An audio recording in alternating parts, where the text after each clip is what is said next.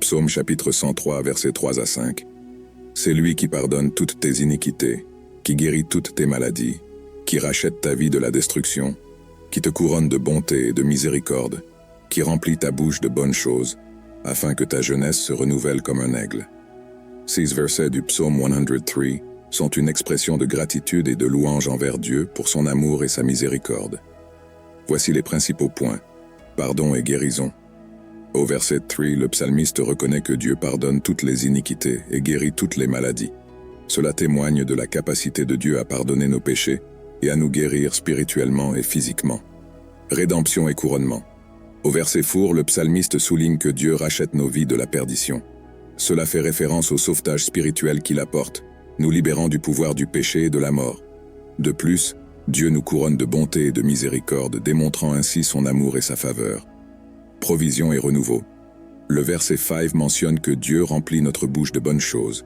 Il répond à nos besoins et nous renouvelle. La comparaison avec l'aigle symbolise le renouveau et le rajeunissement, suggérant que Dieu restaure et revigore ceux qui lui font confiance. En résumé, Psaume chapitre 103, versets 3 à 5 met l'accent sur le pardon, la guérison, la rédemption, la miséricorde, la provision et le renouveau que Dieu offre à ceux qui le recherchent et lui font confiance. C'est un rappel de l'amour et de la bonté de Dieu dans nos vies. Déclaration de confession de foi. Seigneur Jésus-Christ, je confesse que je suis pécheur et que je suis séparé de Dieu à cause de mon péché. Je me repens de mes péchés et je reconnais le Seigneur Jésus-Christ comme le seul et suffisant sauveur de ma vie, et je dirige à la vie éternelle et écris mon nom dans le livre de vie.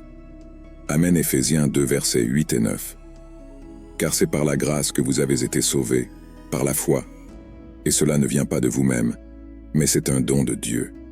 Non pas des œuvres, afin que personne ne puisse se glorifier. Romains 10, verset 9. Si vous confessez de votre bouche le Seigneur Jésus, et si vous croyez dans votre cœur que Dieu l'a ressuscité des morts, vous serez sauvés.